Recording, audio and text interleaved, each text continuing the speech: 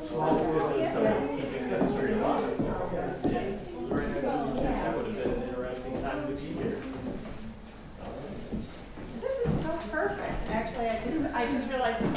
I decided that we don't need a formal sermon, but I was thinking about the fact that the passage that we read from Isaiah talks about the camels, which Matthew does not ever.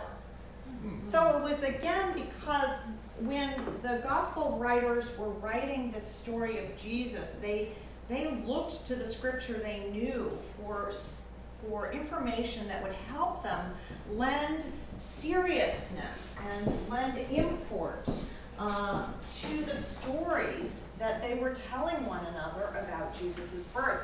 So one of those scriptures they definitely look to is this arise, shine. And so this is probably where the idea of camels came from. And it's also probably the idea when, in the Middle Ages, when they started thinking that the Magi were kings, that probably also came from this passage because, of course, it says that kings, nations will come to your light and kings to the brightness of your dawn. And as you hear in this scripture, we also have two of the gifts that are traditionally in our Midrash stories brought to Jesus. So from a theological point of view, Epiphany is the manifestation of God in our world. God present in our world. In common parlance, I've been thinking about this a lot this week, about how many times people will say something like, oh, I've had such an epiphany this week. I've had a realization, something that should have been obvious to me that maybe has been before me all along, but I just didn't grasp it, just didn't see it, has suddenly become clear to me. I've had such an epiphany. So it got me thinking about the fact that epiphany actually has two sides to it. There's the side of God's activity of being manifest in this world. And that is work that God does on God's time. And Scripture tells us that God does it so providentially for us, so often, so generously. God manifests God's self in front of us. But the second part of Epiphany is our work, which is for us to stay attuned to how God is evident in the world.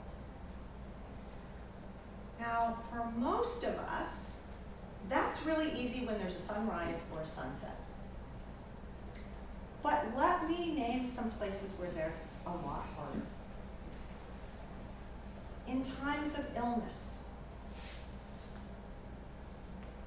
in our political landscape, in the injustice that some people experience, in the death of children,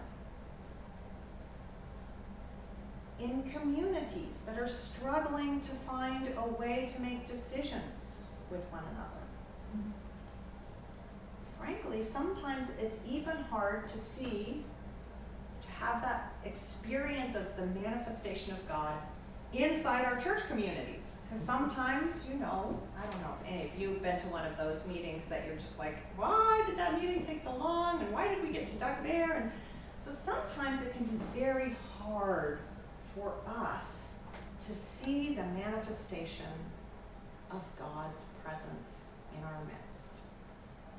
So I would invite us all to find those manifestations that come to us easily, the sunrises, the sunsets, the beautiful snow, the love of a friend, a good thing that's happened, and find yourself strengthened by that in order that you can do the harder work of looking in the eyes of the enemy and saying, how is God manifest in this? Or considering the challenge that is facing you right now and saying, how is God manifest in this?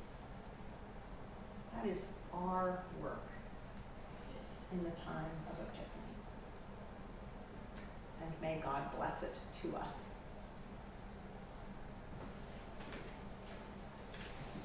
Okay, we're supposed to be singing hymn number 127.